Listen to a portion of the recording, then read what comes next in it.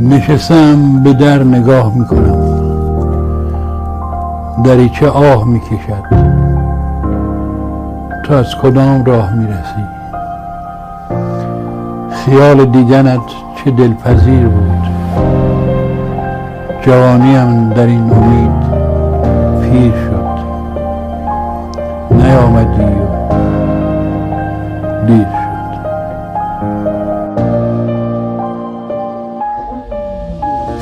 دلم پره ولی هیچکی نمیدونه. پشتیدم به زندگی بیوده. اینجا پارادایسیست جهنم و نمره 20. نزدیک میشم به سنگ قبل، یه موقع عصبی مثل بب، یه موقع آروم مثل گربه. میدونم تا اشتاقی سربه عوض میشه از دنیا مودم. منم یه زمان آدم عالی بودم ولی شکست من و دنیا. هر کی میدیدتم میگفتش مراقب باشی ها. یهو دیدم همه شدن جزء لاشیا. جای دسته خونیم روی کاشیا. تام نکردم تا باشم اینجا.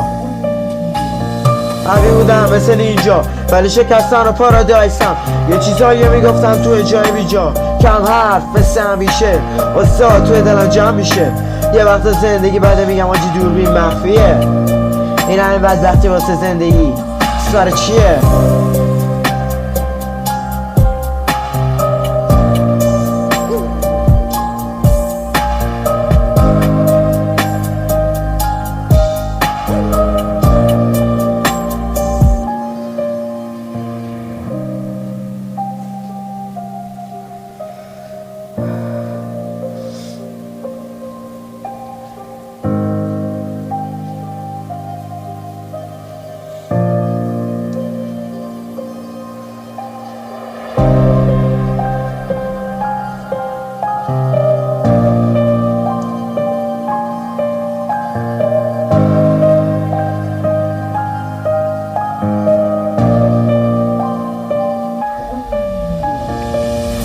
توصیف نمیشم تو هیچ ورسی.